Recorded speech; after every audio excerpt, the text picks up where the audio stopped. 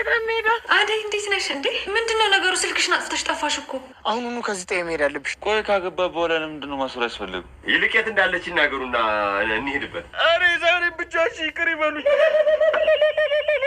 አንቺም እናትም ስለፈለጋችሁ መሆን ነገር ምንም ነገር የለም። ከልጅነት ጀምሮ አንዳችሁ እንኳን ደግፋችሁኝ አታውቁ። ሁሌ ብቻዬን። ከናውል ጋር ደግሞ የሆነ የጀመረችው ነገር ሳይኖር አይቀርም። ደግሞ ምን ልትጀምር ትችላለች? እርጎዝም ከመጡ ይበቃኛል። ሌሎቹን አልፈልጋቸው። ለሊንም ብትሆን ሊዱ ደግሞ ምን አደረገችሽ? እሷን ጸባዩ ደስ አይልም። ዝም ብላ መቅበጥ ነው ስራው። አንድ እንኳን ቁም ነገር የላት። ሁሉም ይምጡና ፊት ለፊት የምትነጋገሩት ነገር ይሆናል። እኔ ማንን ማመን እንዳለብኝ ማንን መስማት እንዳለብኝ እንኳን ግራ ገብቶኛል። አሁን እነሱ ይምጡና እዛው ፊት ለፊት ትነጋገራላችሁ። እኔ ፍቅር ነኝ ከአደይ ጋር ቁጭ ብዬ የምነጋገረው አይኗን ራሱ ላይ አልፈልግም። እሱን ይምጡና ያኔ እንደምትፈልግና እንደማትፈልግ እናያለን።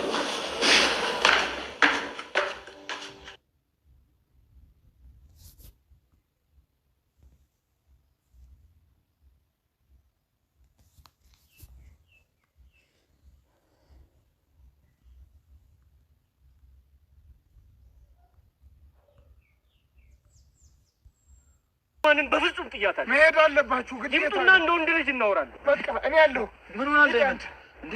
ሀሳባችን እኮ አደይን ለማትረፍ ነበረ። በቃ ተረፍናት። እሷ ደግሞ እንደምታያት ያማታል። እናንተ ምን ነው ያለብን? ይገሉናል። ሂዱ። ግድ የለም ቶሎ ብል በእናትህ የሮምዬን ነገር አደራ። ምንም ማለት ደመቀ በሚያስገርም ሁኔታ ታሪክ ሰራ። ያደይንም ህይወት ታደጋት። ያደይ አባት እጮኛ ወደ ተባለላት ቦታ ተሸክማት እየሄዱ ሳለ መንገድ ላይ ይህን ምቹ አጋጣሚ በመጠቀም አስገድዶ መድፈር ሙከራ ሊያደርግባት ሲል አቶ አለልኝ የተባለው ግለሰብ ደመቀ ግን ፈጥኖ ሮጦ አደይን ታድጓታል፣ አስመልጧታልም። ታዲያ ፍላጎታቸውን ለመፈጸም እንቅፋት የሆነባቸውን ደመቀም አግተውት በገመድ እጆችና እግሮችን አስረው መከራ ሲያበሉት ነበረ። አባትም ቢሆን እንዴት አሳድጌህ ሳበቃ ለኔ ተመልሰህ ጠላት ትሆነኛለህ በማለት አሁን እሳቸው ላቀዱት አላማ ደመቀ መሰናክል እንደሆነባቸው እየወቀሱት ነበረ። ደመቀም ያሳደከኝ አባቴ ግን ታዲያ ያሳደከኝ አባቴ በዚህ ልክ ለምንድነው የምታሰቃየኝ እያለው ነበረ። አሹና ንጉስም ደርሰው የታሰሩ እግሮችና እጆቹን ፈተውለት የሮማንን ህይወት ለመታደግ ጥረት እያደረገ ነበር። ታዲያ ሮማን ከታሰረችበትም አስወጥተው ወደ ከተማ ይዘዋት ሊኮበልሉ ሲሉ እሷ ግን መንገድ ላይ የሚጠል በሽታ ስላለባት ተዝለፍልፋ ወደቀችባቸው። ጉዟቸውን ለመቀጠል አስቸጋሪ የሆነባቸው እናሹ እነደመቀ አቶ አለልኝና ጫኔ መተው ልጅቷን ተመልሰው ወስደዋታል። ሰላም ጤና ይስጥልን ውድ ቻናል የቤተሰቦች እንደምናላችሁ በያላችሁበት በአለም ዳርቻ ሰላማችሁ ይብዛ እያልኩኝ ሰራተኛዋ አደይ ካየናቸው ውስጥ አጠር አድርጌ ማቀርብላችሁና አብራችሁኝ ቆዩ። አመሰግናለሁ። እንግዲህ ያደይ አባት በማንጨነቅና በማን አለብኝነት ለሚፈልጉት ጎረምሳ ለመዳር ሲል ከታገተችበት አውጥተው በአለልኝና በጫኔ አማካኝነት ተሸክመዋት መንገድ ጀምረው ነበረ። ይህንን አጋጣሚን በመጠቀም ከችግኙ ሲደርስ የሚናፍቀውን ያደይን ገላ ሲመኘው ስለነበረ ይህን አጋጣሚ ለመጠቀም ያስገድዶ መድፈር ሙከራ ሊያደርግባት ሲል ነበረ ደመቀ የተከሰተባቸው። ታዲያ ደመቀም የራሱን ህይወት አደጋ ላይ በመጣል አደይን ግን ያሰቡትን ሳይፈጽሙ ህይወቷን ታድጎታል። ታዲያ አደይን አስመልጦ ከዴቭ ጋራ ከተገናኙ በኋላ ምንም አላደረጉሽም ወይ በማለት ዴቭም ስላመለጠችለት ወደ እናቷ ቤት ነበር ተያይዘው የሄዱት። ደመቀ ግን በእናለልኝና በእናቶ ጫኔ እገታ ውስጥ ሆኖ ሲሰቃይ ቆየ። አባትም በእገታ ላይ ያለው ዴቭ ስላመለጠና ደመቀስ የታሰረበት ምክንያት አደይን ስላስመለጠ እንደሆነ በጣም ተበሳጭተውበታል። ያሳደግኩህ ለዚህ ነው ወይ መልሰህ እኔን ትነክሰኛለህ? ባጎረስኩ እጅን ተነከስኩ በማለት ተረታቸውን ቀጥለዋል። ደመቀም አደይን ሊደፍሯት ሲሉ ውስጤ ስላልቻለ ያደረግኩት ነገር ቢኖር አደይን ማዳን ነው የሚል ምላሽ ይመልስላቸዋል። ያሰቡትን ማሳካት ያልቻሉት አቶ አለልኝና ጫኔም የበቀል ጥጋቸውን ደመቀ ላይ ያወረዱት። አደይም ከአቶ አለልኝና ከአቶ ጫኔ እጅ አደይም በደመቀ አማካኝነት ካለልኝና ከአቶ ጫኔ እጅ ካመለጠች በኋላ አቀበት ቁልቁለቱን እየተሯሯጠችና ደፋ ቀና እያለች ከዴቭ ጋር ከተገናኘች በኋላ ወደ እናታቸው ቤት ነበር ያመሩት። እናትም ደስታቸውን መቆጣጠር አቃታቸው። ታዲያ በአደይ ምትክ ሆኖ ደመቀ ስለታሰረባቸው በዚህ ቅር ቢሰኙም ጓደኛቸውን እንዴት አድርገው ከአጋቾቹ ማስመለጥ እንደሚችሉ እያሰቡ ነበር። ወንድሟን ፍለጋ ወደ መስክ የወረደችው ሊዱም ድንገት ያደይን አባት ታገኛቸዋለች። ዱም አደይ ከነሱ ጋራ እንደምትኖርና አደይን ተከትለው ወደ ገጠር እንደመጡ ስትነግራቸው ለካ ብዙ የከተማ ሰዎችን ስላስከተለች ነው የልብ ልብ የተሰማት በማለት እሳቸው ያሰቡትን ለማሳካት እንቅፋት እንደሆኑባቸውም ይናገራሉ። አደይም ወደ እናቷ ቤት ከተመለሰች በኋላ ሊዲያ ለለምለም ደውላ ነበረ። አደይ ስለተገኘች ይዘናት ልንመጣ ነው በማለትም ትነግራታለች። በዚህ የተደሰተችው ለምለምም ለባርኮት እናት ትነግራታለች። የባርኮት እናትም እንደ ልጇ የምታያትና ኃላፊነትን ብትሰጣት አደይ ሁሉንም ተቀብላ ስለምታስተናግድላት እጅግ አድርጋ ትወዳታለች። ታዲያ አሁን አደይ ልትመጣ ነው ስትባል በጣም ደስ ብሏታል። ፍቅር ግን እየተንጨረጨረች ነው። ከባርኮትና ከዴብ ውጭ ሌላ ሰው ቤት ውስጥ እንዲኖር ፍላጎት የላትም። ይህንንም በንዴትና በቁጣ ጭራሽ እነሱ ከመጡ እዚህ ቤት መኖር አልፈልግም በማለት ወደ አባቷ ቤት መሄድ እንደምትፈልግም ትናገራለች። ታዲያ በንዴትም ስትንጨረጨር እናት ግን ስነ ስርዓት ይዘሽ ብትቀመጭ ይሻልሻል፣ አደይ ምንድነው ያደረገችሽ?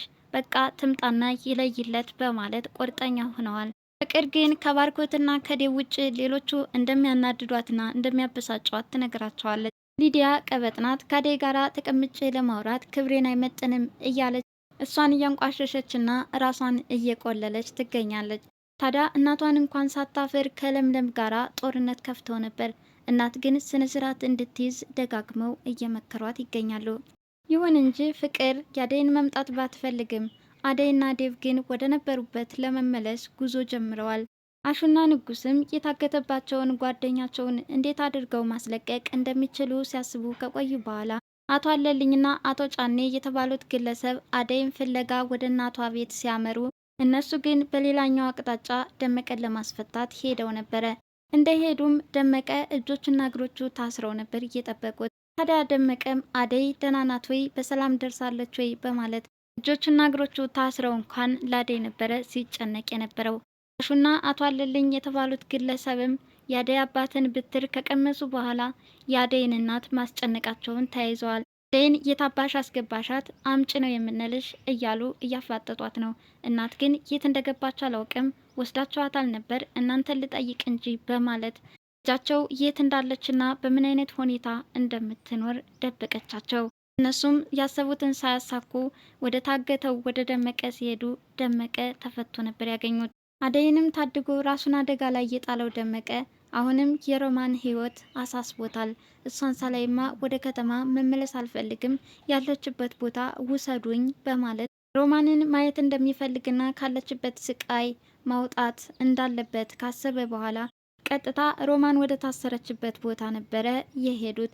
ታዲያ ከዛም ስትሄድ ባልተብየው ነገር ግን አላስፈላጊ ነገሮችን እንደፈለገ የሚጠቀምባት ሮማን በሚያሳዝን ሁኔታ እጆቿና እግሮቿ ታስረው ያያታል። በዚህ ሁኔታ ሆነሽ እኔ መሄድ አልፈልግም፣ ወደ ከተማ ይዤሽ እኮበልላለሁ በማለትም ሮማንን ከታሰረችበት በመፍታት ይዘዋት ወደ ከተማ ሊኮበልሉ ነበረ። ነገር ግን ሮማን የሚጥል በሽታ ስላለባት በየመንገዱ እየወደቀችባቸው ያሰቡትን ጉዞ መጓዝ አልቻሉም። ታዲያ በእግሯ መራመድ ስላልቻለችላቸው ተሸክመዋት ሊሄዱ ሲሉ እናቷ አለልኝና ፈላጭ ቆራጭ የሆኑት አቶ ጫኔ ተከሰቱባቸው። አሹም በቃ እኔ ከሷ ጋር ቆያለው፣ እናንተ አምልጡ፣ እናንተን ካገኘ አይምራችሁም፣ ሊበቀላችሁ ስለሚፈልግ በማለት የሚመጣበትን ችግር እኔ እቋቋማለሁ በማለት ሌሎቹን እንዲሸሹ ያደርጋቸዋል። እናንተ ጨካኞች ልጅቷን እንደዚህ ታሰቃዩታላችሁ በማለት እየተናገራቸው ሳለ እነሱ ግን የጭካኔ በትራቸውን አወረዱበት። አሹን ደብድበው መሬት ላይ ዘርረውታል። ሮማንንም ተሸክመዋት ተመልሰው ሄደዋል። ባርኮት የቤዛን እናት ለመታወቅ መንገድ የጀመረ ቢሆንም ነገር ግን ትክክለኛውን አድራሻ ማግኘት እንደሌለበት መንገዶቹን መሰናክል እያደረገች ትገኛለች። የእናቴን አድራሻ በትክክል መናገር የለብህም፣ እንደዛ ከሆነ እቅዳችን ይከሽፋል እያለች ትገኛለች። ቤዛ በባርኮት ላይ ምን አቅዳ ይሆን?